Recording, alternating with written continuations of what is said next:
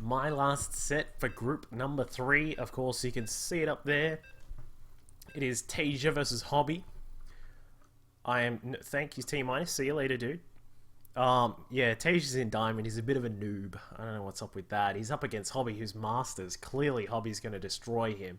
But anyway, it is going to be a Terran versus Zerg. We're going to jump into this one. It is on Acheron Waste. It is, of course, my last set for group stage number 2. Group stage number 3 starts in a little while. So don't worry, I'll be back in a little bit with some more Dreamhack after we've finished up this set. But let's see how this game goes. Starting down in the bottom right-hand side is our blue Zerg player. I'll switch over those overlays. Whoops. Hang on. Let me just fix it up. Our blue Zerg player, of course, he is another Swedish player, if I'm not mistaken. He is playing for Team Property. It is Hobbe. And his opponent, up in the top left-hand side, of course, he's playing for Team Liquid, one of the great teams of the StarCraft 2 scene. Up here, it is Liquid Taeja. So I'm really intrigued to see what you guys think of who is going to take out this game. Of course, you know, like we said it before, a lot of the players, you know, you have to face up against some really strong players. Hobbe up here against a very strong Korean Terran. Who do you think is going to win? And what is the scoreline going to be? Post in the chat. I'll read out some of them if I can while I'm watching. Ooh. Oh. The Swedish SC2 Championship is on, by the way, as well. So there's so much StarCraft going on. It's incredible. It's all sorts of stuff going on right now. But as we can see, Hobbe going to scout out. He's just being very careful. Wants to scout through and see what's happening here. He actually, it's interesting to see that you don't really get vision on just inside that little bit here. As you can see, that sort of space is actually not revealed. So there's a little pro tip for any of the Terran players. If you're ever wanting to proxy racks or anything, put it in there. It's actually a really cool spot. But Hobbe going to go for a hatchery first. We'll probably see the gas come up in a second, or in fact the pool first, and then into the gas most likely, upon scouting out that, or actually he scouted out that Taeja is not getting his own gas, so there isn't going to be any Reaper pressure. It's probably just going to be a 1-Rax expand from Taeja, and that is exactly what he's going to do. Throws down that natural command center here. A 2-0 from Taeja from Irony 87. Captain Xander says 2-0 Taeja. Acheron easy pickup. Yeah, it is a pretty easy one as well. But as you can see, Taeja's going to open us up with a pretty nice little economic-based build here. The 1-Rax into the expansion, while Hobbe looks to set up his own economy in and try and put it in a pretty good spot here. Taeja with some SCV harassment, just poking away at those minerals. But as you can see, Hobbe going to grab his gas, and he's going to get us started with what looks to be just a relatively nice, safe and standard build with the hatchery going down at the natural. Looking to also take a third pretty quickly here as well. Just picking up that 300 minerals. He's going to get all that prepared. Taeja, no doubt, we'll probably see a bunker from him just sitting out here. Then he'll look to try and set up the wall as well. Just your normal sort of wall, just sort of sits roughly like that. You know, obviously that's a rough representation of what it looks like, but that is probably what we'll see from Taeja very soon. He does have double gas inside the main base, so we'll probably see him switch everything over and get started with a factory and a reactor for those reacted Hellions as well. Just all normal sorts of play here from Taeja. So shout out to all the Swedish folks who have tuned in to watch their good friend Hobbe play here. I hope it's pronounced Hobbe. Is it Hobbe? I'm assuming it is, just because it's double B. Anyway, Taeja, gonna start that wall off here. We got a factory on the way. Reactor just around about halfway built there, so nicely timed by Taeja. It should finish up at around about the same time as the factory as well.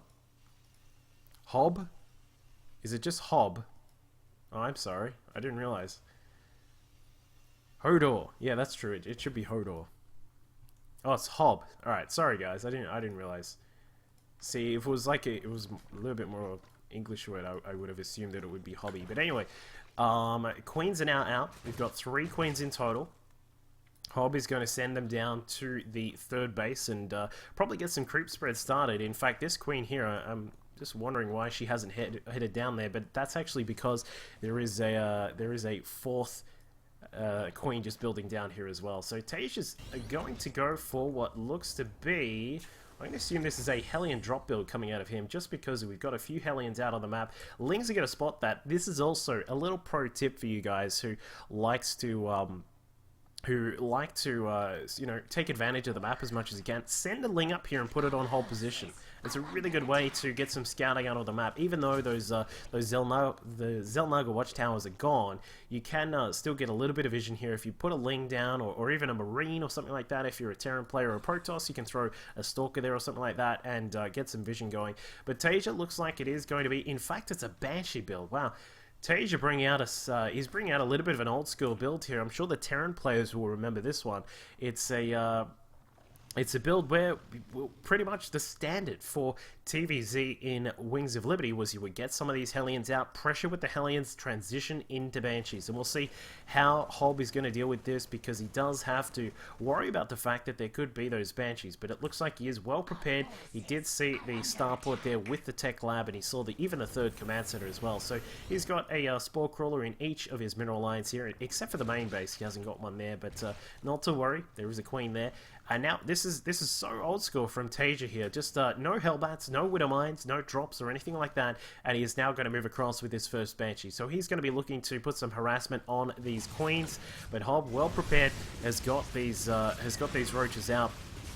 It looks like one of the Queens will go down, and now with one of the Queens out of action, it looks like Taeja may be able to get some more damage done. But no, I thought he was going to come in and kill off that last Queen, but he decided not to. So, you know, could this be a sign that Taeja wants to say he wants to, you know, prepare for possible Banshee builds once that patch hits? I know some of you guys were talking about it before. We've got a patch that's coming out very soon where Hellbats get a nerf and Banshees get a buff. Do you reckon this may be Taeja just playing around with something to get prepared for that, or is he just trying out something a little bit different to catch his opponent off? It is a interesting proposition to think about that. But as we can see, Hobbe has got his third and fourth gas operational. In fact, 5 in total. We're missing one inside the main. I'm not exactly sure if that's intentional or not, but he does seem to have forgotten about that one in there. We'll probably see that come up soon. 4th hatchery on the way. Baneley Nest is prepared as well, and a +1 to melee attacks and missile attacks as well. Wow, a little bit of a different style there from Hobbe, just going for both attack upgrades here. So we may see a timing attack come out from him, but the fact that he's tearing down these rocks says to me that he might be looking to expand, but there are 13 roaches on the way. So he is actually going to go for the 3 base roach and Bane push, it would seem. What he will need to do is clear out these silly little Hellions at the front, and what I would like to see is that Banshee go down as well. Yeah, nicely done. So we see that Taeja is forced back for the moment. There is a scan inside the main base. He's going to see the 2 Evo chambers pulsating there, and also the large amount of roaches that have now come out. So Taeja has seen what's going on. He's got 2 tanks. He's got some bunkers now building as well. Extra reactors on those barracks there are going to help out with the production. We've also got a couple of bunkers here at the 3rd base to prepare for this as well. So Taeja is just making sure he's prepared, because it looks very, very much like Hobbe is going to go for a big attack here. We've got 22 Lings now on the way. The +1 to attack on these missile weapon roaches is now kicking in. We can also see that the +1 to the melee attacks is also done. But Taeja, he has such good preparations here. He's scrambled out the bunkers. He's gotten those 3 siege tanks prepared. You know, it's a pretty good position to have these tanks here, but I think maybe one just down here so they get a little bit more range on shooting any units just past the rocks would be also quite nice. But Hobbe getting prepared for the attack. I don't think we have centrifugal hooks. Oh, we do, sorry. We do have centrifugal hooks. 22 Banelings now morphing in, and this is going to be very, very interesting to see how Hobbe proceeds with this attack. Rock's going to be torn down now. This is what I'm talking about with, if there was a tank just here, he would be able to shoot these roaches, but unfortunately it's not just down there. So Hobbe is now going to come through. Another 14 Banelings are now morphing in. There are going to be 36 Banelings out on the map. This is going to be a huge attack coming in from Hobbe. He does have a 4th hatchery now up and running, so, sorry, a 5th hatchery, a 4th base now up and running, but here we go. Roaches running in first. The Banelings coming in shortly behind. The Banelings not really getting any damage done. Taeja trying to target down some of the Banes. Very nicely done by the Terran player there, and, well, that's that. That was that attack deflected, and Hobbe is forced to head back home. getting basically no damage done. Taeja on the front foot now. He's got a lot of Marines, 4 tanks also out, bringing in the SCVs. He says, let's do it, my friend. You brought on the big attack to me. I'm going to bring the train to you. And choo-choo begins, because Taeja is now on his way across the map, just going to try and roll over his opponent as quickly as he can. And it looks as if, well, we'll find out if Hobbe is going to be able to defend this, but I don't think so. The Bane's morphing in just a little bit too late. While we do have a wall up here, it's not going to do too much because there are just too many units, too many SCVs also here to help out as well. And, well, the Banelings get a little bit of damage done, and Taeja loses quite a lot of his Marines, but other than that, there is nothing else left for the Swedish Zerg player there. So game number 1 does go the way of our Korean Terran player, so we see Taeja take the victory.